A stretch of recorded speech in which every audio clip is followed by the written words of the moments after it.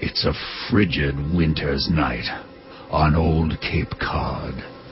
A snow globe world on a snow-bound peninsula. Outside, a blizzard is blowing, and snow is piling up in drifts. Which means it's a perfect night for a mystery.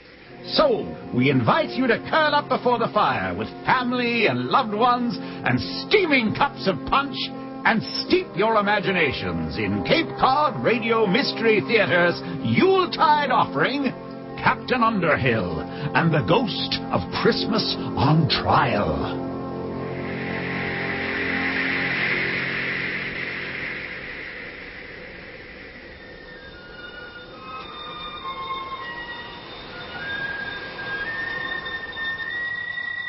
Attention shoppers, Brindle Hall Department Store will be closing in 5 minutes. Please take your purchases to the checkout counter or come back and see us bright and early tomorrow. We open at 7 a.m. From all the employees of Brindle Halls, we thank you for shopping with us. Here you are. Oh, thank you very much, sir. Merry Christmas. Same to you, but it's Mrs.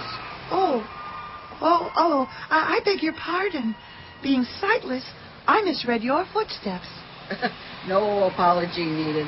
Merry Christmas. Merry Christmas. Oh, what a nice lady. Here's a contribution. Here you are. Bless you, sir. Thank you. Merry Christmas. Merry Christmas. Bless you, ma'am. Thank you for giving. Merry Christmas. Well, Rosie, it's snowing again, and they're plowing the streets. I guess that means it's time for me to head home. Good night, Jeff. Don't you get cold out here? No, this ringing action keeps me warm. It's like a piston. Yeah, I think you must have a hidden furnace under that big coat of yours. Well, anyway, come to think of it, you do. It's that big heart of yours. Oh, well, maybe so. If only because I can feel my old radiators banging around every now and then. Oh, yes, Dasha. Oh, you're a good girl. Yes, you will. Yes, you will. Dasha, enough now. Started your Christmas shopping yet? Nah, there's a lot of time. Plenty of time. Day after tomorrow is Christmas Eve, you know. Yeah. Yes, Sasha, you're a good girl. I see you. I see you. You come shopping with me? Or you go shopping? Yes, you will. That's it, dear. Go ahead. Run up and put it in the kettle. Oh, hello there. Merry Christmas. What's your name? Go ahead. You can tell her. Mary. Mary? What a pretty name. Well, Mary, Merry Christmas. The child is staring at you. She's transfixed. Why does she wear dark glasses? No, honey, come on. Drop the money and look. Because I'm blind, Mary. My eyes don't work, but I can still see how beautiful you are. Come on, honey, put the coins in. Say Merry Christmas. Here, allow me to demonstrate. Come on, you have to go. Thank you, Mr. Wintergarden. Now, Mary, you drop yours. Go ahead. Come on. You can do it. Yeah, hooray. She did it. Thank you, Mary. And thank you, too, ma'am. Bless you both. Come on now, let's go. Merry Christmas, Mary. Merry Christmas. Merry Christmas. Her name is Rosie. Merry Christmas, Rosie. Oh, isn't she a love? Don't you just love children at Christmas time? It's all about them, the little ones. Aren't they something? They are. Every year, I watch as Christmas Day approaches, and the children get more and more excited. Oh, well, I get more and more depressed. Oh, why?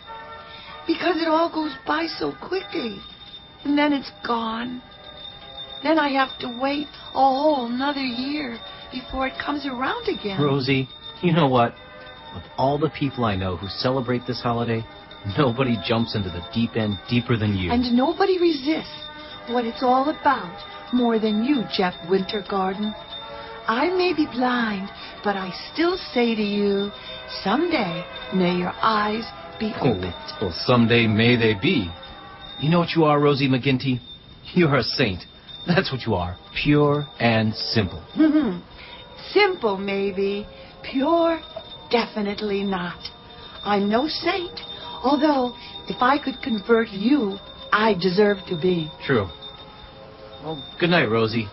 See you tomorrow. Good night, Jeff. Such a nice young man, that Jeff Wintergarden. Sasha, isn't he? A nice young man? You like him, don't you? Well, old girl, they've turned off the music. I guess it's time for us to fall in. Everyone's gone home, and Mr. Yuby will be out to collect the kettle.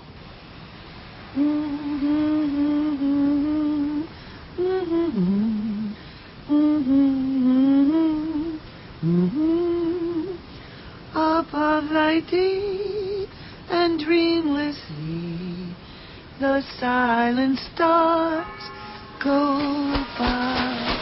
Oh.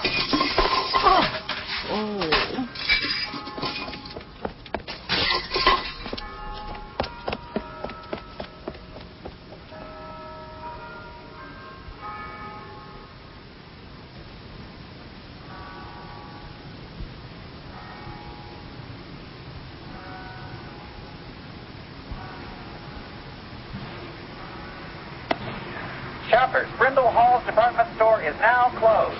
The store is now closed.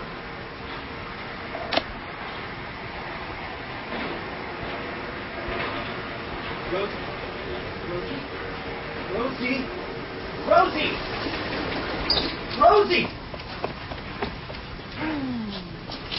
Rosie, are you all right? What happened? Who did this to you? Wait, stay where you are. Don't move. Don't try to get up.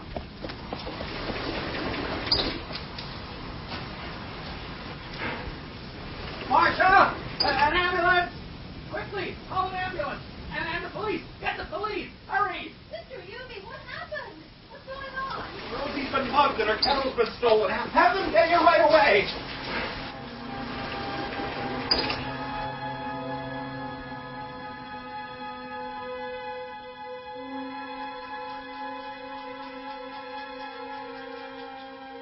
Waverly, why are you looking at me like that? I'm not.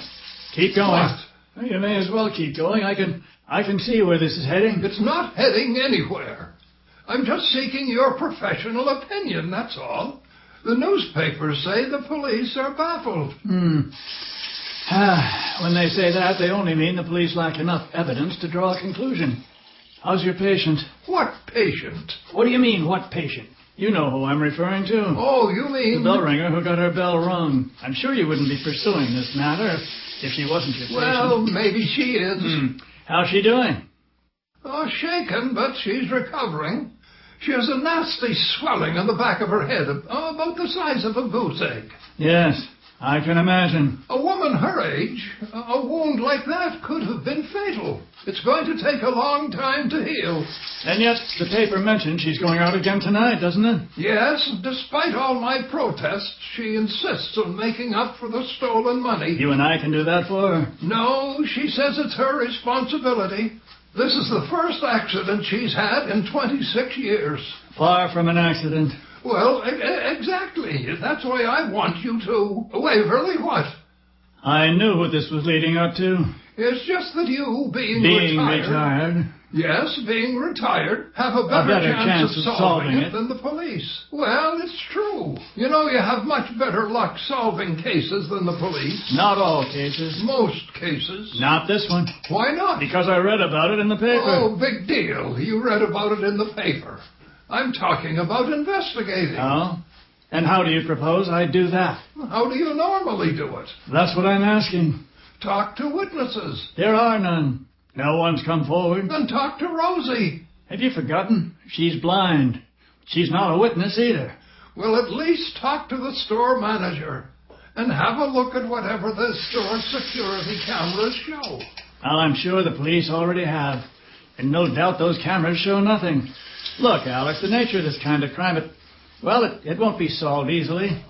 And if it is, it'll be by the police because somebody turns them in. So you won't even try? Oh, good grief. All right. I'll look into it. Thank you. But if I do, it's with one strict proviso. Name it. That I have your assurance you'll provide any assistance I need. Any assistance whatsoever. Yes, of course. I always do. Without hesitation, Alex. Without hesitation.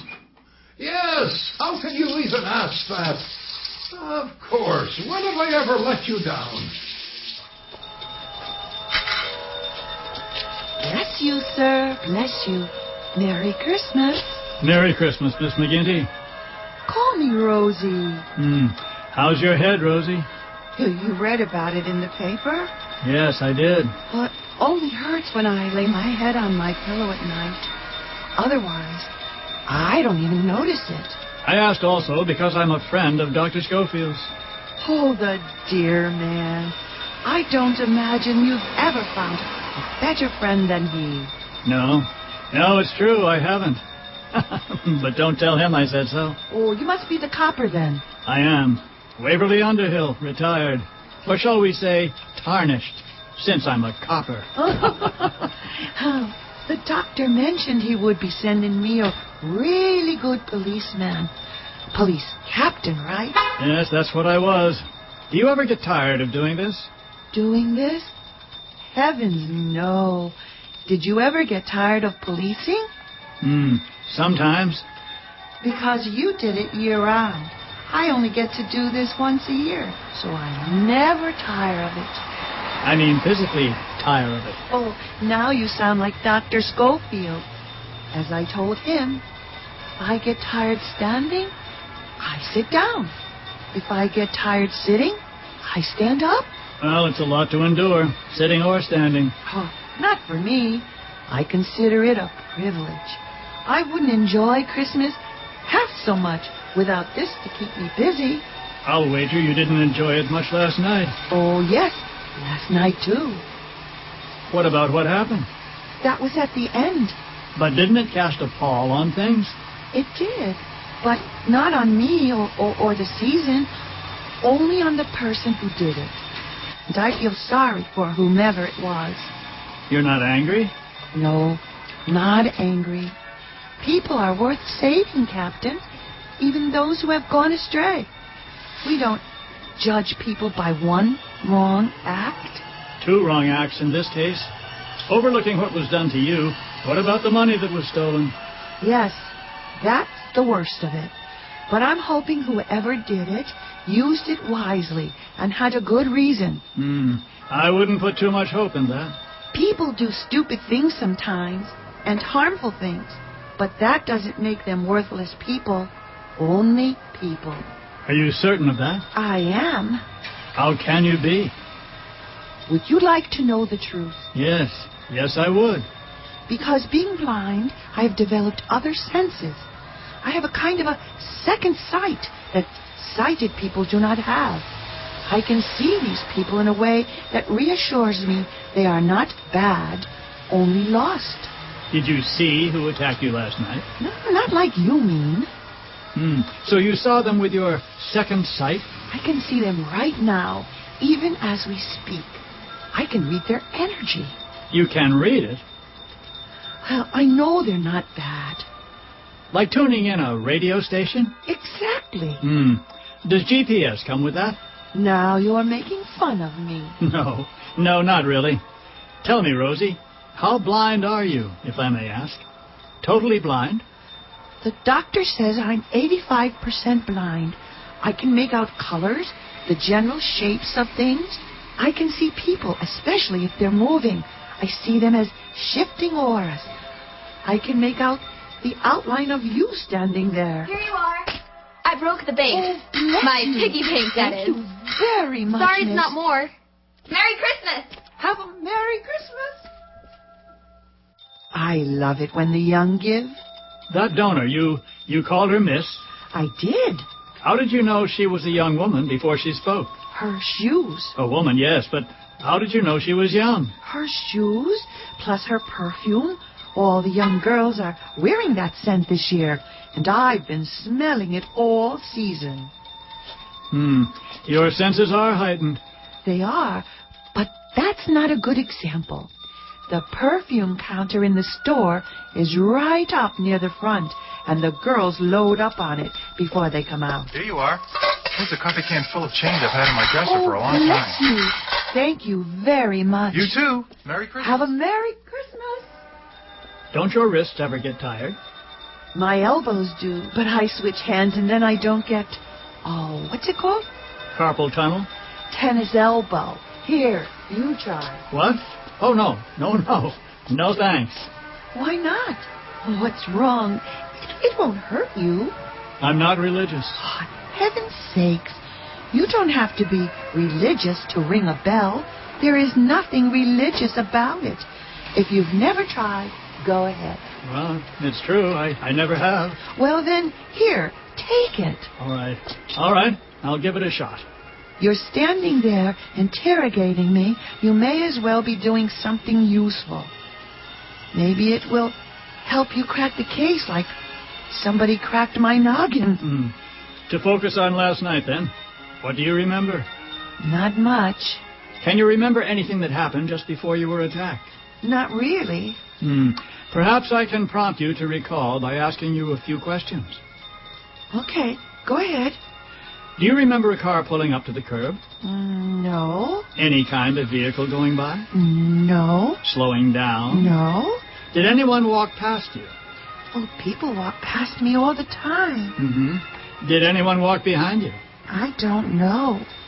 Do you remember whether the store's automatic doors had just opened? I can't be sure. I wasn't paying attention. What were you doing? What do you think I was doing? Ringing the bell. But it was near closing. I thought perhaps you had stopped ringing. Oh, come to think of it, it's true. I had. I was waiting for Mr. Yubi to come out to collect the kettle, and I was humming a Christmas carol to myself. You were hit from behind. Which way were you facing? When you're blind, it's hard to say. Do you recall seeing any people moving? Any auras, that is? No. Smell any odors? No. Any cooking odors? No. Aftershaves?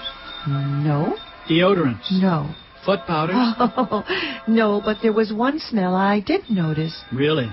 What was that? The smell of the sidewalk when I was lying face down on it. Yes, I understand. What about sounds? Did you hear any sounds? Don't slack off. Ring it out. Okay. You want to do it with enthusiasm, so its vibrations will carry out and reach into people's hearts. Here, you do it. No, keep going. I thought we were trying to reach into their wallets. Oh, no, never. Their hearts. We are always trying to reach their hearts. Besides, reach the heart and the wallet will follow. Interesting. Well, what is? Well, you're saying the way to a man's wallet is through his heart. And yet the old proverb says the way to his heart is through his stomach. So that means if you want to reach the wallet via the heart, you should start from the stomach. How? Well, maybe you should set up an hibachi out here and give away roasted chestnuts or little cheese weenies. You know, that's not a bad idea.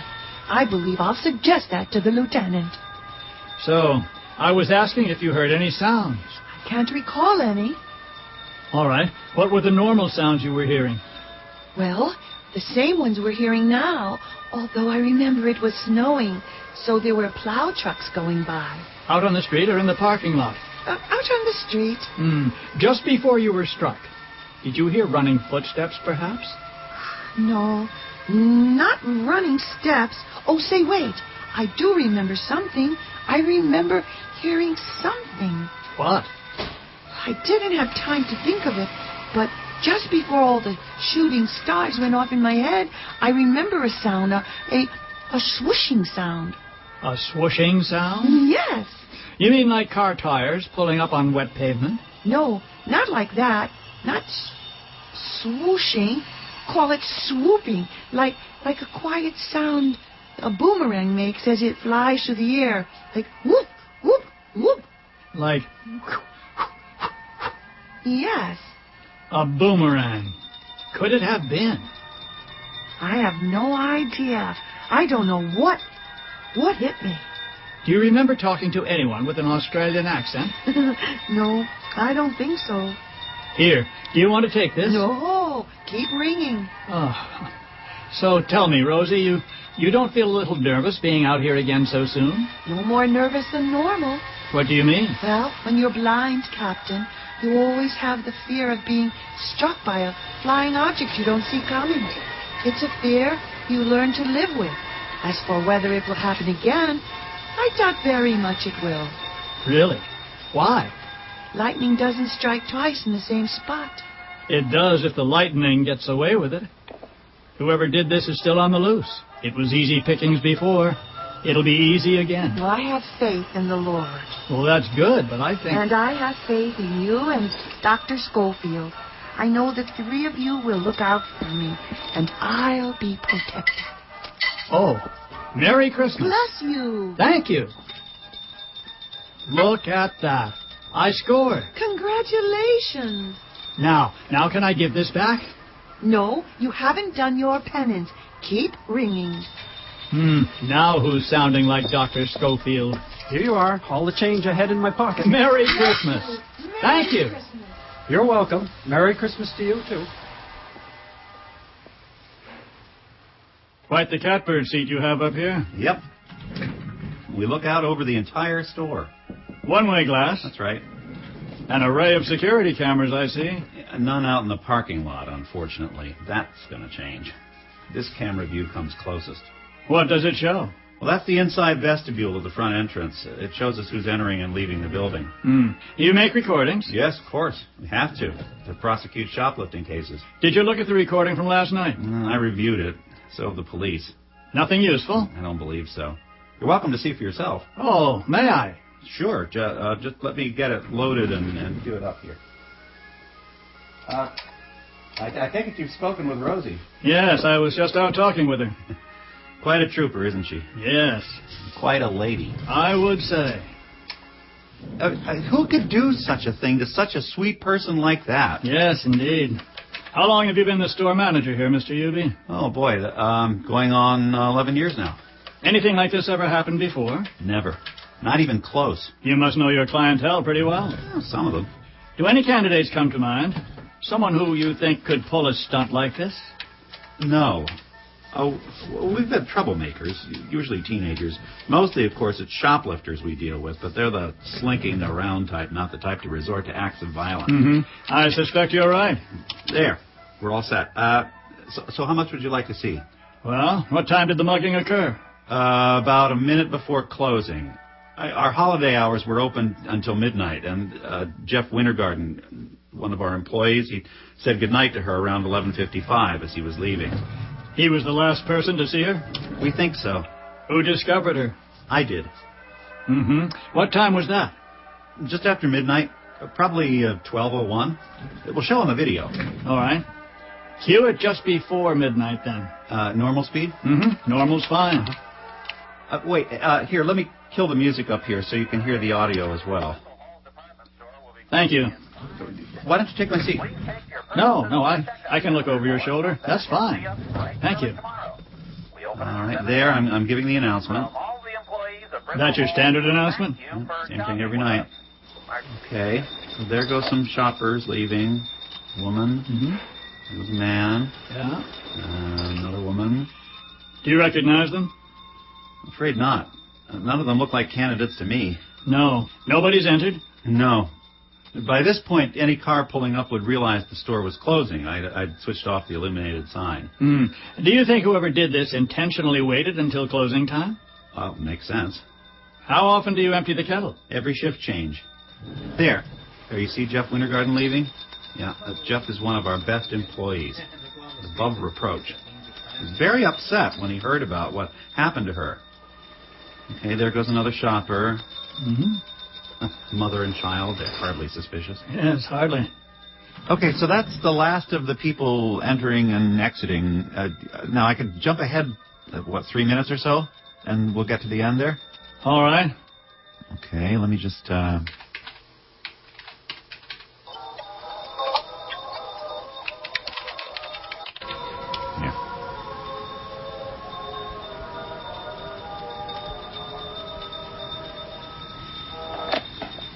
The music stopped. I switched it off. We're closing up now. Her ringing has stopped. It has, yeah. Was that what made you go and check on her?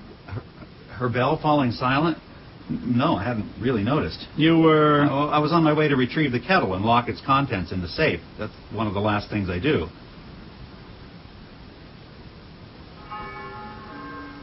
Now it's midnight.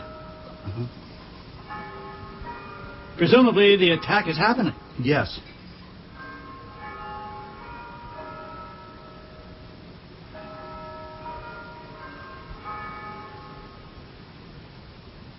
Okay, soon I'll be coming into view.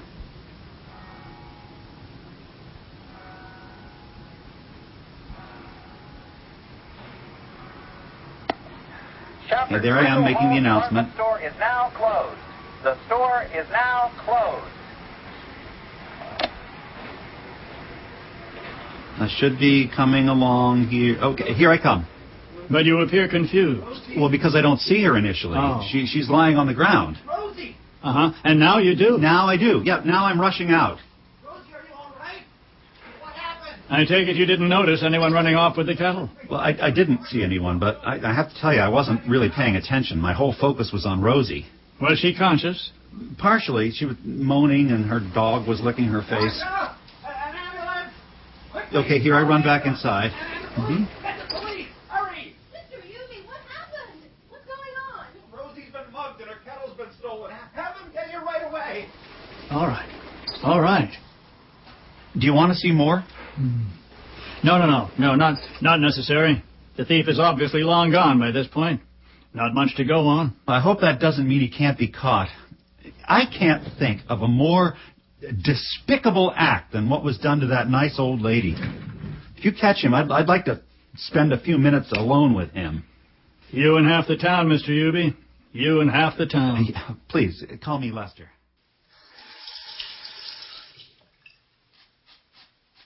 Wash out the sink basin when you're finished. I will. I do. I always do. You rarely do. Do, too. Do not? You didn't yesterday. Waverly, why won't you help me guard her? It's only for tonight. I didn't say I wouldn't help, but I have something else in mind, and I need your assistance. Oh, okay, certainly. What did you have in mind? I want you to be the bell ringer tonight. Don't refuse, Alex. If I had to do it, you have to, too. Yes, of course. I don't mind ringing the bell at all. I don't mean you as yourself. I mean you as Rosie. What? What are you saying? I want you to be a ringer in two senses of the word. You can't be serious. I am. In age, height, and general build, you two are not that dissimilar. You don't have to dress like her completely, but, well, you need to wear her long cloak and her bonnet. We'll get you a wig. You can borrow her dog and wear her dark glasses and simply stand in for her. Waverly, you can't be serious. I am. I only want you to do it for a few hours during the most vulnerable time tonight. Rosie's not going to let me take her place, and she's not going to let me borrow her dog. I'll insist. Make it a police order as well as doctor's orders. But Waverly... Alex, the only way you're going to secure my help solving this case is if you both fully cooperate and do as I ask. But this is too much. Hey, you promised. No hesitating, no complaining. I didn't say I wouldn't complain. Are you sure? Alex, this is better than your plan of having me guard her. Mine sets a trap.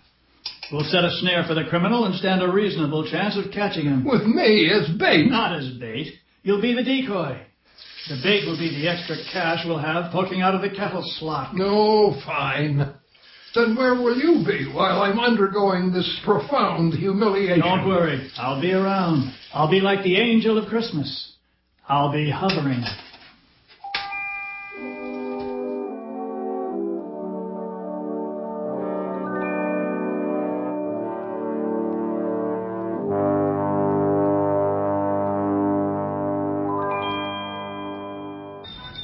Waverly, where are you? I don't see you. Lean over the parapet so I can see you. No, don't look up. Don't worry. I'll pretend I'm searching for reindeer. It's Christmas Eve, after all. You shouldn't be searching for anything. You're blind. But Rosie can see shapes. I know that, and you told me. All right, let your gaze drift around, but don't look at anything too specifically. It doesn't matter. I'm not going to pass as Rosie. Anybody giving a donation is bound to know I'm not her. This is not going to fool anyone. I'm not trying to fool everyone. I only want to fool whoever it was who swiped the kettle the first time. Besides, you will pass. You'll see. Why do you think so? Because shoppers rarely look closely at bell ringers. If they're not going to give a donation, they ignore them completely. And if they do, it's still only a quick glance, because they feel guilty they're not giving more. Alex, you're actually a perfect ringer for Rosie. Ring around to Rosie. There goes that shopper again. Who? Mr. Camel's hair coat. Mr. Cheapskate. Didn't give a dime going in or coming out. Mr. Luxury Car. No. Maybe he gave at the office. He could afford to give something, a token gesture. No moral judgments, Alex. That's not what bell ringers are supposed to do. Well, I can't help it. It burns me up. I'd like to give him a piece of my mind and a good poke in the eye. I'll have to look it up. I think that's not permitted in the Salvation Army handbook. Well, it ought to be. Some of them could use a good... Here you go. Merry Christmas. Merry Christmas. What are you chuckling about? Don't use falsetto. You give yourself away. Just nod and smile. Just nod and smile. Act like a simpleton. My fingertips are going numb. Rub them. Well, I can't while I'm ringing. Then slap them against your thighs. Don't complain. I guarantee it's warmer down where you are than it is up here on this roof. There's a wind up here. Then you should come down. I'm serious. You'll catch your death. Come down and sit in the car. You can keep an eye on me from there. I'm serious. I can't. Why not? It's Christmas Eve. So, what's that got to do with it? Well, on Christmas Eve, people expect to see a man on the roof. Ha, ha, ha. Ho, ho, ho. If you're Santa Claus, I'm Tiny Tim. Well, don't do his falsetto. Not that Tiny Tim. Oh, who's that? I hear voices. Don't look around. 2 townies on their bicycles are headed your way. Bicycles? Now? In winter? How can they be bicycling in this kind of weather? They have studs in the tires. Alex, if you're going to pretend to be Rosie, you have to stop talking to yourself. I'm not. I'm talking to you. Yes, but to anyone looking, they'll think you are. And they'll think you're deranged. Here you are. You are so nice to be out here doing this. Merry Thank Christmas. you so much. Okay. Merry Christmas. Alex, dump the falsetto. You're right. She looked at me funny. You see, it's not working. It will, as long as you don't speak. You're all right until you open your mouth. Oh, Waverly, here they come back.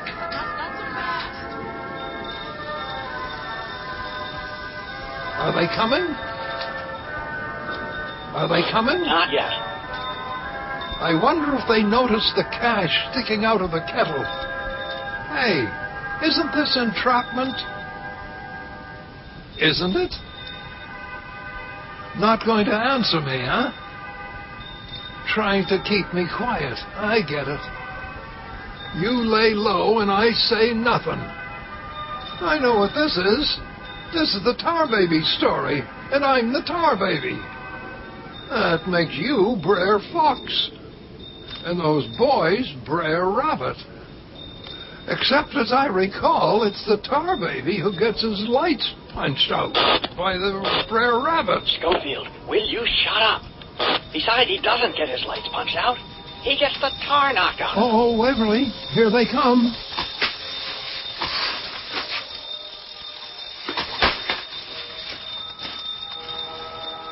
Hey, Grandma. Merry Christmas. I said Merry Christmas. Hello, Grandma. Merry Christmas? Come on, I said Merry Christmas. What are you, deaf as well as blind? Randall. Hello? Knock, knock, knock. She probably is. She probably Knock, can't knock. hear you. Anyone home, McFly? She probably is, Randall. Why, this bell doesn't drive her crazy. It's driving me nuts. Hey, Grammatron, what are you, deaf, dumb, and blind, or what? Maybe she's Helen Keller. Come on. She probably doesn't even know you're standing I'll tap there. her on the shoulder. No, Randall, come on. Randall. I just did. Look, she's not responding. Hello? She probably can't hear you. Let's go. You're being obnoxious. Yeah, well, she's being rude. Randall, hey, come on. Old Biddy. Hey, Randall. Robot. Let's Can you go. at least notice Come on, I'm here? You're being obnoxious. This is Christmas. You're supposed to be what Christmas is all about. Come on. Randall. No, Dwayne. This is bugging me. She's ignoring me for no reason. Come on. I'd like a single season greeting, you old hag. Think you're too good just because you're old and out here doing charity work? We don't want to attract attention. There could be a guard inside. No, Randall! Randall, come on! All right. Be that way, you stupid old biddy. Come on. Stupid old senior citizen. Good riddance to you. Randall, you shouldn't do that. Who cares? I don't care. Randall! Where does she get off thinking she's Miss World, huh? Come on, She's too let's go. proud is what she is. She's too proud. Have they gone? Don't talk. Where are they? No, don't look around. They've moved off, but they haven't fully left. They're hanging around the street lamp in the parking lot. Can you believe I restrained myself? I was about to use this bell as a gastrointestinal probe on that one named... Scamming people. Get lost. Hey, before I have the police arrest you. All right, let's go. Grandma's a guy. Come on. Oh, man, I knew you were ugly, but I thought it was just because you were ugly.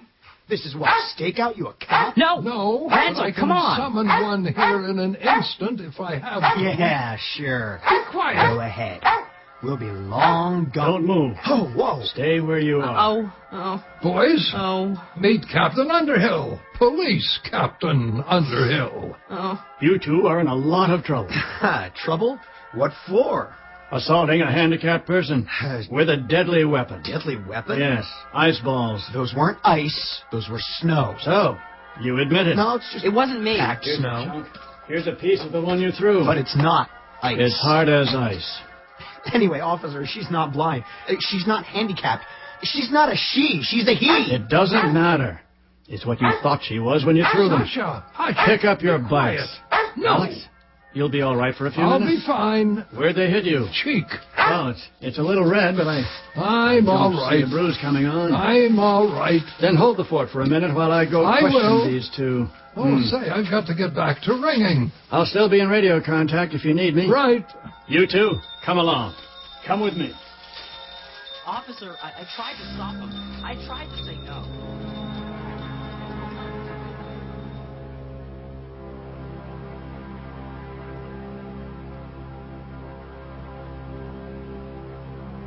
All right. Barnstable Superior Court, Juvenile Division is hereby in session. Judge Horace K. Knott presiding. Be seated. Ladies and gentlemen, this is a hearing, not a trial. It allows for more informality. It is also Christmas Eve, and therefore I intend to handle this matter as expeditiously as possible so we can all get home to our families. Therefore, I've designated Captain Underhill to ask the questions, and I'm going to instruct the bailiff to swear you all in simultaneously. Bailiff? Will you all rise? Raise your right hand. Do you solemnly swear that any testimony you give shall be the truth, the whole truth, and nothing but the truth, so help you God? I do. Be seated. Judge, I certify that all 6 witnesses are duly sworn. Very good. You are all under oath. Now, let the record show that present in this courtroom, in addition to Captain Underhill and myself, we have the injured party, Marie Rose Hannah McGinty. Say present, please. Present? Dr. Alexander Schofield, interested party. Present. Then we have Lester Euby, store manager of Brindle Hall's department store. Present. Jeff Wintergarden, store employee. Present. And last of all, 2 young men who have been detained. They are Dwayne Shallowby, who is also a cooperating witness. Say present. Present. And the principal defendant, Leroy Randall Galloway, who hereby stands accused. Say present, Mr. Galloway. Where? Sir, perhaps I should inform you that part of what will be decided here is whether or not you will be tried as an adult or as a juvenile. And that decision rests with me. Say present. Present. Captain Underhill, proceed. Thank you, Judge. Ladies and gentlemen, Judge Knott has agreed that for our purpose here, the court will not excuse, but is going to overlook for now the delinquent behavior of the defendant tonight, as it concerns the throwing of ice balls. And concentrate instead on much more serious charges stemming from the assault with a deadly weapon on the person of Marie Rose Hannah McGinty and the robbery of her Salvation Army kettle. Did you bring the weapon? Judge, we don't have it. It was apparently something thrown. It may have been a chunk of ice. It could even have been a boomerang. We're just not sure. However, a weapon is not needed, because with your permission, I'd like to proceed directly to the sworn statement from our cooperating witness, Mr. Shalaby. Proceed. Thank you.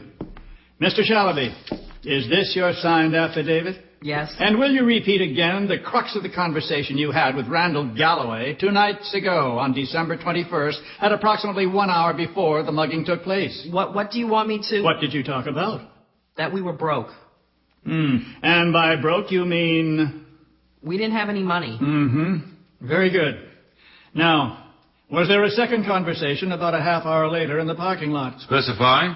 The parking lot of Brindle Hall's department store, Your Honor. Out front. Now, Mr. Shalaby, is that where the second conversation took place? Yes. And what did Mr. Galloway say to you then? He said how easy it would be to steal it. Liar. And by it, you believed he was referring to what? The kettle. The Salvation Army kettle? Yes. What else did he say? He was wondering how much might be in it. Now, at the time of the robbery, which was approximately midnight, were you with the defendant? With him? No. We had split up by then. And when did you get back together? The next morning. And what did you notice then? That Mr. Galloway suddenly had a lot of money. He's lying. Did you ask him where he had gotten it? Yes. And what did he say? Man, he's lying. He said it was from a stash he had that he forgot he had. Did you believe him? No. What did you think? That he had stolen it. He's lying. Mr. Galloway, this is your second interruption. A third will warrant a contempt charge. Do I make myself clear? Don't just nod. Say, yes, sir. Yes, sir. Continue, Captain. Thank you. Did you believe him? No. What made you doubt his word? You could tell he was lying. Yes, you could tell he was lying, but besides what your intuition was telling you, was there anything about the money itself that made you suspect it had come from the stolen kettle?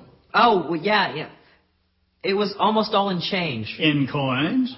Right. He's lying. Mr. Galloway. Judge, I think you've heard enough. Yes, I've heard plenty. It's not necessary to go on with this hearing. Mr. Galloway, I'm going to recommend that you be bound over to an adult court where you will face trial and a possible sentence of 8 to 10 years behind bars. 8 to 10 years? Bailiff, remove the defendant. Take him out. Wait. Come along. Tell me you're not serious. Come along. Let's move it. Let's go.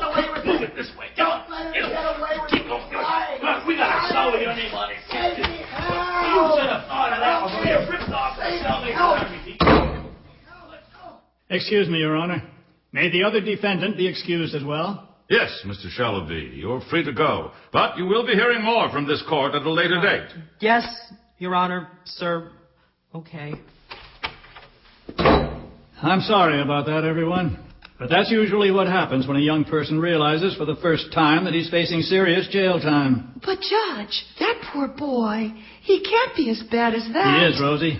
Don't let him fool You may be inclined to forgive him, Miss McGinty, but this court is not. But if he took the money, I'm sure it was for a good reason. Beer and cigarettes was what Dwayne's statement says. Oh, I see.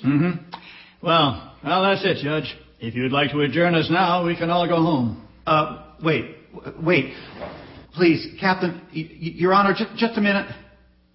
What is it? Rosie, I think you may want to say something. Yes, I do. I'd like to ask a question. Certainly, Rosie. What is it? Well, I was just wondering, since it is Christmas Eve, wouldn't it be charitable, just this once, to forgive the boy and wipe the slate clean? It doesn't work that way, Miss McGinty. He's right, Rosie. As a police officer, I can tell you, to reform these lads, you have to throw the book at them, early and hard. But just this once, in honor of whose birthday it is? Rosie? What? Something else? What? That you'd like to say? Well, then say it. No, I think you should. I'll tell you what, while you're debating, if you'll allow me, Judge, I'd like to call a final witness to take the stand. Who? It's highly irregular, but go ahead. Who is it? A very important witness we have with us tonight. An actual eyewitness. In fact, the only eyewitness who was present on both occasions, tonight and 2 nights ago. I am referring to Miss McGinty's seeing eye dog. Sasha? Rosie seeing eye dog? Will you take the stand, please? Waverly, this is ridiculous. Good girl. Raise your right paw, please. A dog can't testify. Oh, really? Just watch. Now, Sasha, my first question to you is, are you familiar with the Arthur Conan Doyle story, Silver Blaze? Oh, Waverly. No? Can't remember? Not sure? Well, maybe I can refresh your memory. It involved a dog. Oh, No, Sasha, no. Sit down. Calm down. Wesley, did you just raise your hand as if you're about to strike Rosie? Before I answer that, I'll ask you. Alex, have you ever read the Sherlock Holmes story, Silver Blaze? Oh, bloody blazes, why do you bring that up? What are you trying to do? Because in the story, a policeman asks the great detective, Mr. Holmes, he says, is there any other point you'd wish to draw my attention to? And Holmes replies, to the curious incident of the dog in the nighttime. And the policeman says, but the dog did nothing in the nighttime. And Holmes replies, that is the curious incident. Which is also the curious incident here, Rosie. Don't you think? The fact that while you were being attacked, your loyal dog did nothing beyond licking your face. And yet, as we all observed, and you heard just now, Sasha leapt instantly to your defense when she thought I was about to harm you. Mr. Uby, you find that odd too, don't you? As I recall, while we were reviewing the surveillance video together, we hear the church tower strike midnight. We hear Rosie's bell fall silent. But we never hear Sasha start barking. And yet, Rosie, she barked tonight at the boy throwing snowballs. And she barked again a minute ago when I threatened you. Now, why do you suppose that was? Could it be because the attack never occurred? Could it be because the goose egg you got on your head was self-inflicted? No, Waverly, it couldn't. It was way back here on her occipital lobe. Would you care to explain, Rosie? And while you're at it, why not also explain the business you let slip about hearing a swooping sound just before you were struck? You allowed me to imagine it was a boomerang, but... Well, let me see. Was there something else it could have been? Sasha. Good dog. Well, look, I'm not threatening you. Good girl. I just want to borrow this. What about this, Rosie? Could this have been the sound you heard? You see, I twirl it over my head like a lasso. Sounds somewhat like a boomerang, doesn't it? Now, if I'd like to give myself a goose egg, all I have to do is lower my hand quickly in front of my face. The dog leash will wrap itself around my cranium and deliver a solid thwack to the back of my counting house. Oh! I don't think I'll do it, though. It wouldn't be enough to knock me out. That's actually very difficult to do intentionally, but it would be hard enough to guarantee a nasty-looking welt, especially on an older person. Had you actually knocked yourself out, Rosie, I'm sure Sasha would have responded. No doubt she's trained for that. But the fact that she was only licking your face means two things. First, that she knew no one had actually attacked you, and that you had done the harm to yourself. And second, that you weren't really unconscious at all, only pretending to be, playing possum, as it were. And while she was playing marsupial, Mr. Uby, you were completing your end of the bargain, which could only have been accomplished by a sighted person. Correct me if I'm wrong. Just before closing, when you determined the store parking lot was empty, you signaled Rosie by switching off the canned Christmas music coming over the public address system. Then, using your master key, you let yourself out through a side door, ran around to the front of the building, and scooped up the kettle, just as Rosie was giving herself the coup de grace. Then you quickly ran it out to your car, where you locked it in the trunk. Afterwards, letting yourself back in through the side door, you quickly announced over the PA the store was closed. And then, as per usual, you went out through the front door, beneath the eye of the security camera, and lo and behold, that's when you discovered Rosie, lying face down on the sidewalk. Rosie! Mr. Uby? Is this true? How close was I? Yeah, pretty close. All very neat and tidy, and cleverly executed. And successful, too, considering the kind of haul it resulted in. You mean because they got away with the money? Oh, heavens, no. They returned the money right away. I'm sure by the next day it was all distributed around to the other kettles on the Cape. Then why do it? Well, you have to realize, Alex, we're dealing with the unusual. Usually it's dishonest people staging real robberies for selfish purposes. In this case, it's honest people staging a fake robbery for altruistic purposes. What purpose? To boost donations. To boost donations. Oh, to boost donations. I see. That's why. By the enormous haul, I was referring to the donations that poured in the next day after the story made the papers. Of course, a human interest story like that was bound to generate public sympathy and outrage, which was bound to create an Oklahoma land rush of people wishing to make up for the shortfall. You and I among them, Alex. Rosie, is this true? Was this your idea? No, it was mine, actually. But I'm the one who insisted we do it. I'm the one who enlisted you. She liked my idea, too, of giving away free weenies. Well, Judge, what do you think? Shall we? I want to ask Rosie a question first.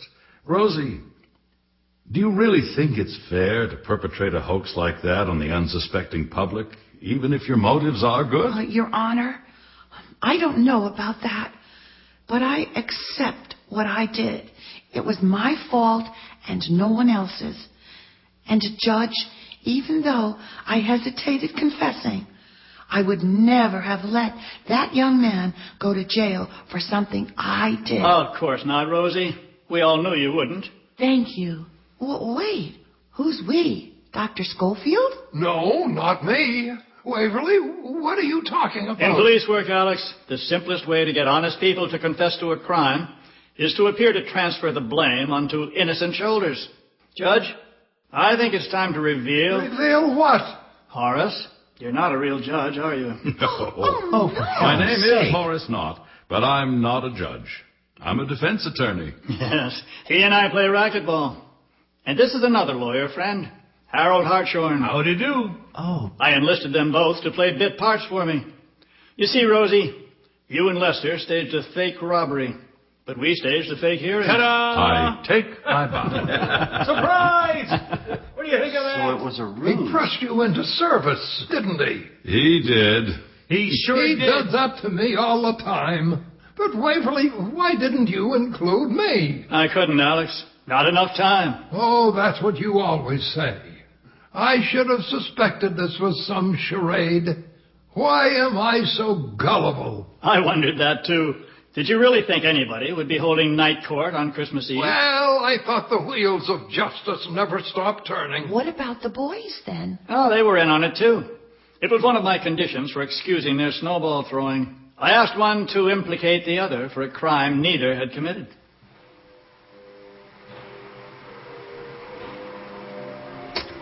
Well, Waverly? Yes, Alex? Didn't I tell you that you'd solve this case before the police could? You may have. Oh, look, it's starting to snow again. How pretty. Big flakes fluttering down like shavings. What are you doing? Waverly, don't look up and walk around with your tongue out. You're going to make yourself dizzy. You'll trip. Will you never grow up?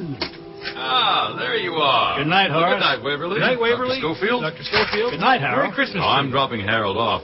Waverly, how did you like our performance? Yeah, how'd we do? Should I make my reservation on Oscar night, or can I stay home? I give you an A+, Horace. You were a very judicial judge. And the bailiff? He was most baleful. An excellent job, men. Everything seemed to turn out all right? Everything's turning out fine, thanks to you. Well, then, good night, all. Yeah, okay, good night then. Good night, Good night. Waverly. Dr. Schofield. Merry Christmas. Ah, Mr. Wintergarten. Captain Underhill. I'm glad I get a chance to apologize to you. For what? For bringing you down here on a Christmas Eve. Are you kidding? Oh, this was terrific entertainment. Although I was thoroughly mystified by what you were doing in there. I thought you were going after those boys pretty hard, but it turns out it was actually like you were putting the spirit of Christmas on trial. And she came out smelling like a Rosie. Even so, I'm sorry you had to be a suspect. But I knew it had to be either you or Mr. Uby. Why did you suspect us? Well, you were the last to see her before the attack, and he was the first to discover her after. But I didn't know which one of you it was until Mr. Uby confessed. Truth of the matter is, well, I'm lucky it wasn't me. If she'd asked me first, I'm sure I would have said yes. After all, who could say no to a Christmas angel like Rosie? Oh, you're I know right. what you mean. Those two won't get in too much trouble, will they? Leave it to me, and I promise you won't be reading about it in the papers. Oh, good. Well, then, good night, Captain Underhill, and good night, Doc. Good night. Merry Christmas. Merry Christmas. Here they are, Rosie. They're out here. Mr. Uby.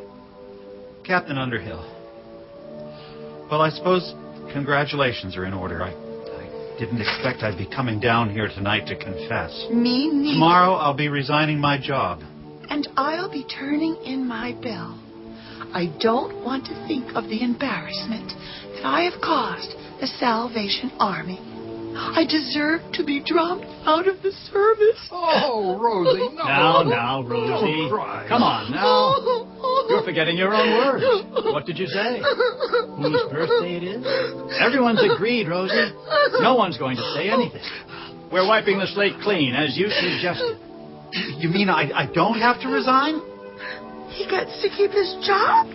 He doesn't have to resign, and you don't have to turn in your bell. Oh, Captain Underhill. Thank you very much, Captain. Thank you. Oh, I'm so happy I get to keep my bell. Bless you.